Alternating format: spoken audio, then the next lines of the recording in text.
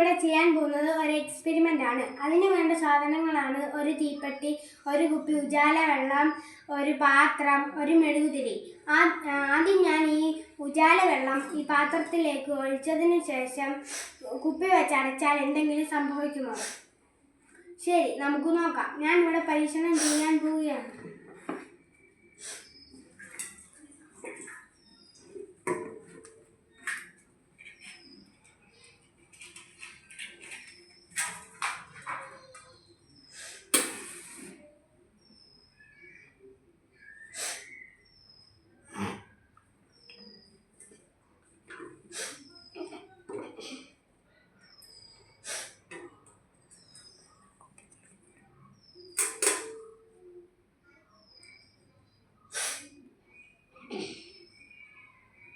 കണ്ടില്ലേ, മെഴുകുതിരി കെട്ടുപോയപ്പോൾ വെള്ളം മുകളിലേക്ക് പൊങ്ങി വന്നു. ഇതിന് കാരണം മെഴുകുതിരിയുടെ വായുവിന് സ്ഥിതി ചെയ്യാൻ സ്ഥലം വേണം.